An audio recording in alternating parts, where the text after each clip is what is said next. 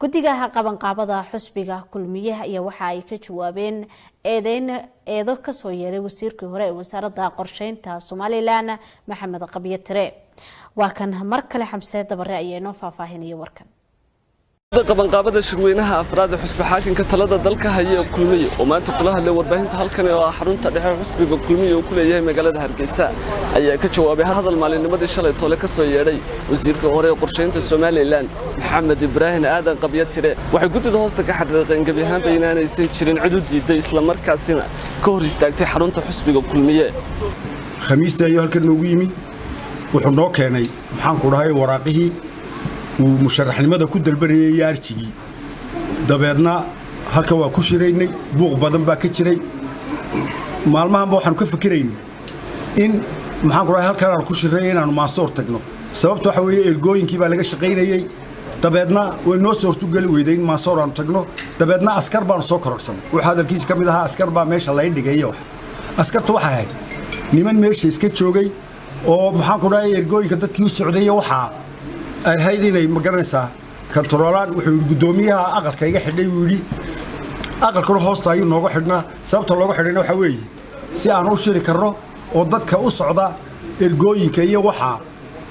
iyo maxaan ku dhahay liisaska la xareenayay traafigooda in maxaan ku dhahay liiska ay ahayd waxa asaga loogu jeedo ma ahayn markii aan shirkii dhamaynay baan waxaan niri waar nin sida arjigii iyo lacagtii ayaa dabadda inoo taagan arjigiis aynu lacagta ka qabanno ayaan niri dabeedna waan u soo baxnay keen baan niri haddii libadka waraaqihii waanu eegnay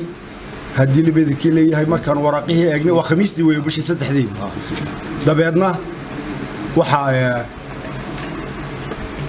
dabeedna markii la eegay waxaa lacagtii keen wuxuu keenay jeeg ayuu keenay haddii libadkii leeyahay dabeedna waxaan u aragnay aan jeedka sidii dadkii horeba u bixinayay kaashka waxaan niri war liibaan u dhac ku dhacday kaash baa la qabanaya anigu markii hore daacad baan ka mooday runtii laakiin waxaan ka fahmay maxaan ku dhahay inaanu doonayn nin maxaan ku dhahay lacag bixiya inuu daydeeyay in la yidhaaho maxaan ku dhahay liibadkii leeyahay ka qaban mayniyo waxa dabeedna uu waraaq caynkaas oo kala sameeyo waxa weeye mid baa ku cadeynaya inaanay wax ka dhabahayn waxaan ku cadeynaya waxa weeye ninka madaxnimada xusbiga gudoomiyaha labaad isku sharaxaya asagoo waraaqa xareynay miidiya hore soo kaxaysan la qodhini xaradii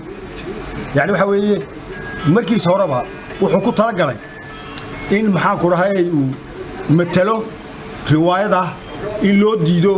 inuu waraaqaha laga qaban waayo marka xogiyi waa ka telefoonkiisi waa ka xilliga kasta laga qaban la kaalay anagoo asxaab baan nahay telefoon uu soo dhafan la wuxuu lacagti waa wada wax dhibaadi bay dhaceen kijaano habeenida la hadlo uu tagi lahaa uu dhiibi lahaa waxaanu ka raali galnaa publica in xisbigan uu yahay xisbi lagu tartami karo aan cidna loo diideyn qofkuna waxa qurux badan inuu asagu shakhsiyan ani yiraahdo reerka lagu dawgabadaa ani adduunka waa ka mamnuuc wax la yiraahdaa annaga waa laga mamnuuc aniga waa la yiraahdaa raganimada qofka ay ugu soo baxaa laakiin mujtamaca lama geliyo khalkhal xisbigan waa lagu tartami karaa xorbaana runtii loo yahay waxaana uga ka raali gelinaa mujtamaca in ma taqaanaa xisbigani uu yahay maxamed ibraahim halkan yimi rag dooro gudida baa joogay anigu waan joogay faysal wuu joogay